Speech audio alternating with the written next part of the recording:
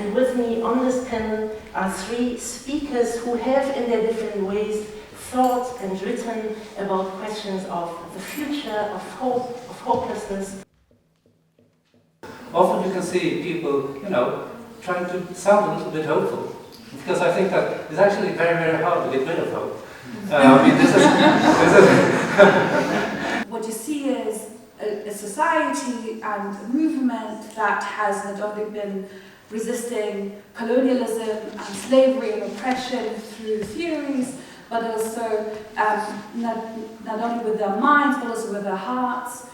There's also spiritual resistance, and also a knowledge and understanding of the fact that all of these oppressive rules are made up, they're constructed, they're imaginations, and you might as well resist them with imagination as well.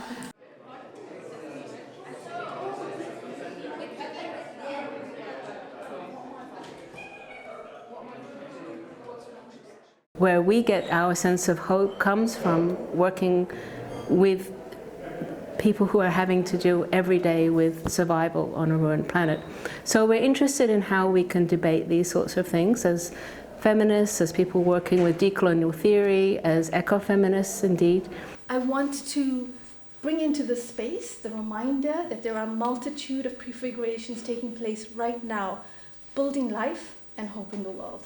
And we shouldn't ignore that. Many times these are viewed as marginal and not serious contesters to the capitalist system. But I don't think that we should dismiss them, because these are the lived realities, but also the profound openings to new ways of being in the world, right? But that asks something of us as researchers who are interested in hope and building on a ruined planet.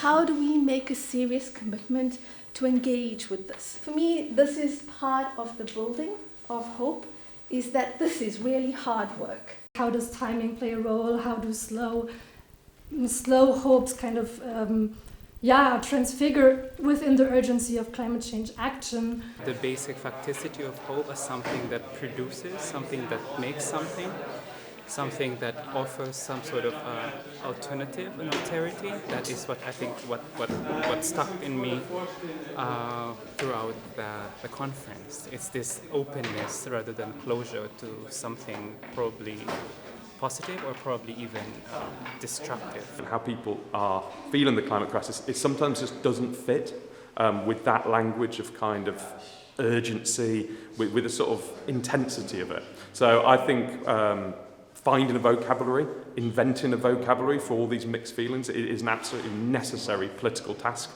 to help people navigate the kind of complex, uncertain world today. The one thing I would add to this is that I think on the right, for those who reject climate change, for those who consider the threat actually to be action to mitigate or adapt to climate change, I think they offer very strong feelings. The anger of the climate defiance or denial movement, their kind of outrage at measures to combat climate change and the activists who promote them.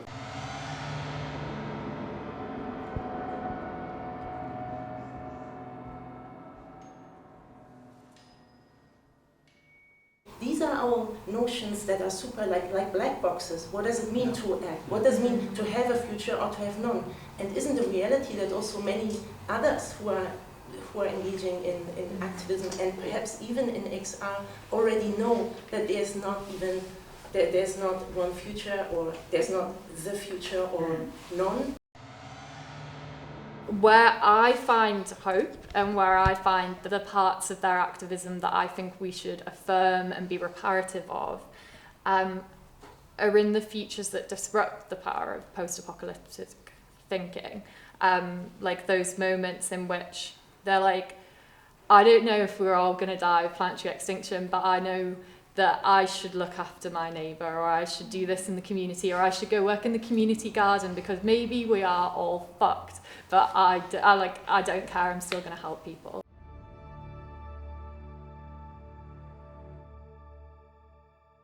The fear that there will be an end to life on Earth, or an end to humanity or parts of humanity.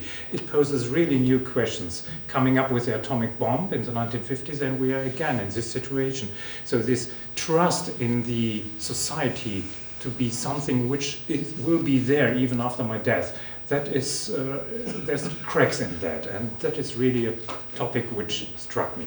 I really like that about, you know, the role of pictures and poetry and speculative fiction and trying to find other ways. And the question is, do we know more exactly now what hope is?